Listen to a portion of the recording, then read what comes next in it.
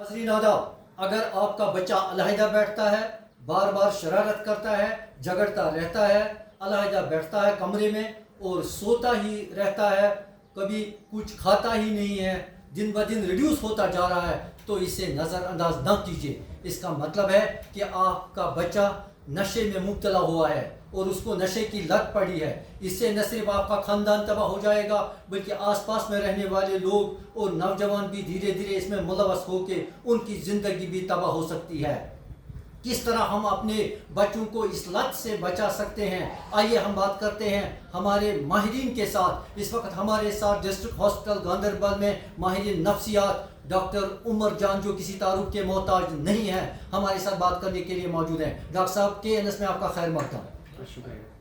Doctor साहब, आप हमें बताइए कि हमारे नौजवान जो हैं वो दिन ब दिन नशे की ओर बढ़ते जा रहे हैं, जो वालिदैन के लिए एक बहुत बड़ा चैलेंज है। किस तरह हम काबू पा सकेंगे इस बिद्दत पे? देखिए, अभी जो हमारे कश्मीर में ये जो ड्रग्स का इन्फ्लक्स हुआ है, ये बहुत ज़्यादा बढ़ गया है। पहले तो जो देसी ड्रग्स होते थे, जिसको हम चरस के नाम से जानते हैं जी, वो बड़ा फेमस था क्योंकि वो अवेलेबल था, रोड साइड अवेलेबल था, लोगों को पता था कैसे कंज्यूम करना है। अगर आप अभी भी जाएंगे गुरेज के रास्ते में कहीं से घूमने, आपको 10-12 लोग सड़क पे ही मिलेंगे जो चरस कंज्यूम कर रहे हैं चुपके से। जी, लेकिन अभी जो प्रॉब्लम है वो ऑलमोस्ट 10 फोल्ड्स बढ़ गई है, क्योंकि अभी जो सिंथेटिक ड्रग्स है जो हीरोइन की शक्ल में हमारे कश्मीर में घूम रहे हैं, तो इसका बड़ा इम्पैक्ट है और ये बड़ा डेंजरस है। देखिए, अगर हम इन चीज़ों को डिवाइड करें, हमारे पास प्रेजेंटली लोग आते हैं जो कि 3 चीज़ों का नशा करते हैं। एक तो चरस है, जिसको हम कैनाबिस के नाम से भी जानते हैं। दूसरा हेरोइन है, ओपियोइड्स के नाम से भी जानते हैं। ये सबसे जानलेवा, सबसे ख़तरनाक है। अभी जो आप देखते होंगे कि लोगों की जो यंग बॉयज़ की डेथ होती है विड्रॉल की वजह से, जो ये नशा नहीं मिलता है उनको, तो वो यही हेरोइन की वजह से है। तीसरा, जिसको हम स्लीपिंग पिल के नाम से भी जानते हैं, जो मेडिकल शॉप्स पे अवेलेबल होती है। मोस्ट ऑफ द पेशेंट क्या करते हैं, कभी प्रेस्क्रिप्शन का मिसयूज़ करते हैं और इस चीज़ में आहिस्ता आहिस्ता ट्रैप हो जाते हैं। अब इम्पॉर्टेंट क्या है, हम इन चीज़ों को कैसे पिकअप करें, ये एक बड़ी चुनौती है पेरेंट्स के लिए।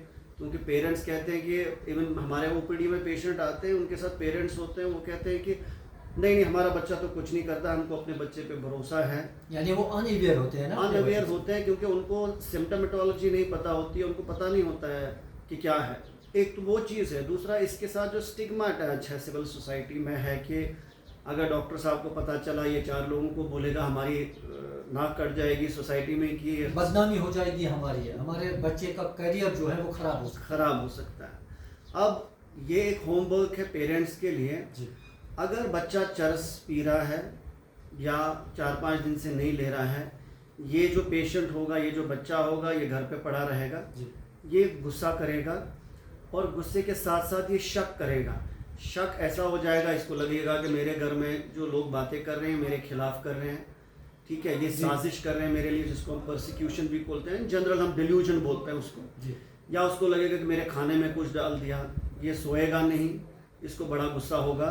मोस्ट ऑफ द टाइम ये जो कैनाबिस का विड्रॉल होता है या चरस का विड्रॉल होता है, जब पेशेंट बंद करना ये शुरू कर देता है, जब वो पी रहा है वो बिल्कुल ठीक है, उसको अपनी डोज मिल रही है, वो 1 जॉइंट ले रहा है, 2 जॉइंट ले रहा है, 4 जॉइंट ले रहा है, वो लेके वो बिल्कुल कंफर्टेबल फील करता है, एंजॉय करता है। बिल्कुल, इसको एंजॉयमेंट ही ये अपनी लेवल में कहते हैं, अपनी लैंग्वेज में ये जो ड्रग एडिक्ट्स होते हैं। लेकिन जिस दिन ये बंद हो जाता है तो ऐसे ऐसे सिम्टम्स डिस्प्ले होते हैं। अब बात आती है हेरोइन की। जब हेरोइन बंद होता है तो काम बहुत ज़्यादा ख़राब होता है। पेशेंट के बॉडी में जितने भी होल है वहाँ से स्क्रीशन शुरू होती है, आंखों से पानी निकलना शुरू होता है, नाक बहती है, मुंह से लाल टपकती है, इवन पेशाब भी निकल जाता है, तो बॉडी में टूटन हो जाएगी। डॉक्टर साहब, ये लास्ट डोज होता है उसका इसमें ड्रग एडिक्शन में या पहला स्टेज? जिस दिन पेशेंट ड्रग्स ले रहा है हीरोइन, तब तक तो वो नॉर्मल है। जिस दिन वो बंद करना शुरू कर देता है, क्योंकि ये कॉस्टली भी मिलती है इसकी, अगर हम पाउडर देखें हैं ये डिफरेंट जगह वेरीज होती है। जब हमारे पास पेशेंट आते हैं, हम डॉक्टर उनको साहब, नाज़रीन हमारे ये जानना चाहते हैं कि पहले ही वो हेरोइन लेता है इससे पहले और कोई ड्रग्स इस्तेमाल कर सकता अभी जो पेशेंट प्रेजेंटली आते हैं वो पॉली सब्सटेंस यूज़ करते हैं, चरस भी लेते हैं, हीरोइन भी लेते हैं। जो हीरोइन लेता है वो 100% चरस लेता ही लेता है। अच्छा। और उसके साथ कुछ टैबलेट्स या कोरेक्स की बोतलें, हम उनको जनरली ओपॉइड के नाम से जानते हैं। उसमें बहुत सारी चीज़ें आती हैं। एक तो खांसी वाली बोतल आती है, एक पेन किलर टैबलेट्स आते हैं जो ट्रेमाडोल के नाम से, प्रोक्सिबिन फोर्ट के नाम से मशहूर है, और या हीरोइन आता है जिसको अपने वो लाइटर के नीचे, एल्युमिनियम फॉइल के नीचे उसको लिक्विड बना के सिरिंज में डाल के अपनी वेन्स में डालते हैं। तो बच्चों को ये सिम्टम घर पे हो सकते हैं कि बॉडी में टूटन होगी, नींद नहीं आएगी, बड़ा गुस्सा होगा, ब्रीदिंग डिफिकल्टी होगी, पैल्पिटेशन होगी, रेस्टलेसनेस होगी, और इन बच्चों के बाजू पे निशान होगा, छोटे छोटे प्रिक होंगे जो इन्होंने इंजेक्टेबल फॉर्म में लिया होगा। अब पेशेंट्स के लिए जो अटेंडेंट्स हैं उनको कैसे पता चलेगा?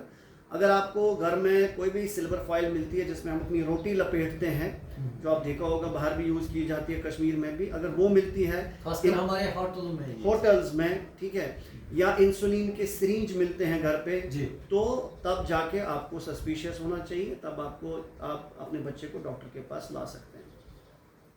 डॉक्टर साहब, हमें बताइए, अब अगर आपके पास कोई पेशेंट ऐसा आया या वालिदैन को पता चला कि मेरा बच्चा जो है वो इस नशे की लत में फंस चुका है, तो तुरंत उसको क्या करना चाहिए? तुरंत से तुरंत उसको हमारे पास लाना है, ठीक है। हम सिवेरिटी ऑफ इलनेस देखेंगे। अगर बच्चा कम नशा कर रहा है, ठीक है, वो समझो 4 दिन में एक बार यूज़ कर रहा है, हफ्ते में एक बार हीरोइन यूज़ कर रहा है बीच बीच में, तो उसका हम OPD लेवल पे ही ट्रीटमेंट कर सकते हैं। उसको कुछ दवाइयाँ देंगे, वो अपने फॉलोअप में रहेगा, उसकी काउंसलिंग की जाएगी, तो वो बिल्कुल ठीक हो जाएगा। लेकिन अगर इंसान रोज़ 2-2, 3-3 बारी हीरोइन का यूज़ कर रहा है, तो उसको एक IPD सेटअप में उसको एडमिशन की ज़रूरत है, और वो हमारे SMHS हॉस्पिटल के साथ मुंसलिक हॉस्पिटल है, डी एडिक्शन सेंटर,